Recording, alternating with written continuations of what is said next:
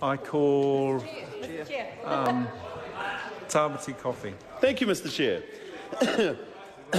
My pleasure to stand up and join my colleagues in speaking on this particular bill, which is a very important bill, and as my colleagues have alluded to, something that if we take our reputation internationally as good, sound food producers, we actually need to take particular note of this piece of legislation.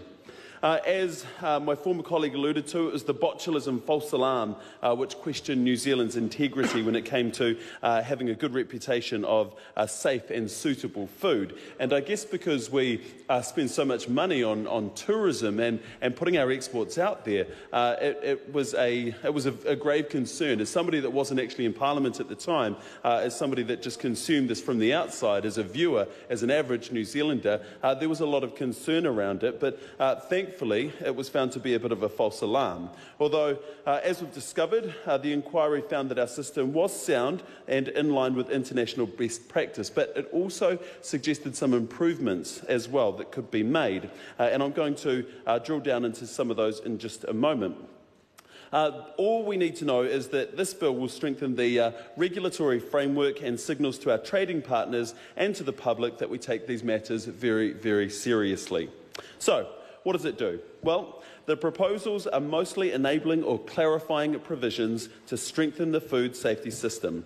Some of the proposals will permit regulations to be made, which will entail separate consultation and impact assessment, but as well as that, we'll be implementing the recommendations from the WPC, the Whey Protein Concentrate Inquiry recommendations, and the bill also includes some other minor enhancements and amendments.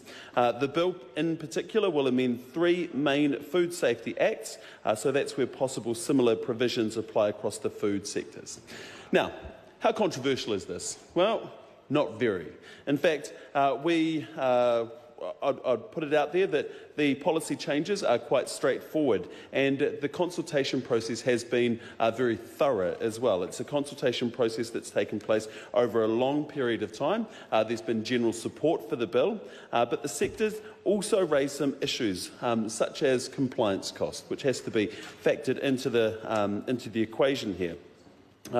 It's good to note that the changes were made at the recommendation of the Select Committee and have all been incorporated, so it means that this is a solid piece of work. It's a solid piece of legislation.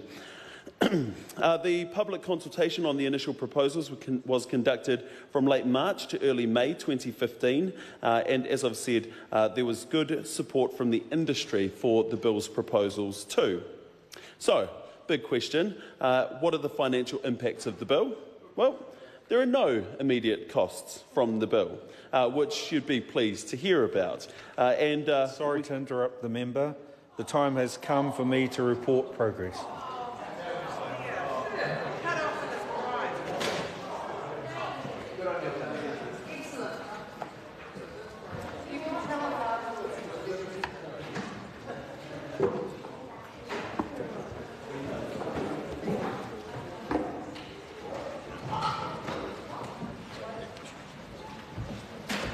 The House has resumed. Mr. Speaker, the committee has further considered the Food Safety Law Reform Bill and reports progress. Mr. Speaker, I move that the report be adopted. The question is that the report be adopted. Those of that opinion will say aye. Contrary, no. The ayes have it. The bill is set down for further consideration in committee next sitting day. The House stands adjourned until 2 p.m. tomorrow.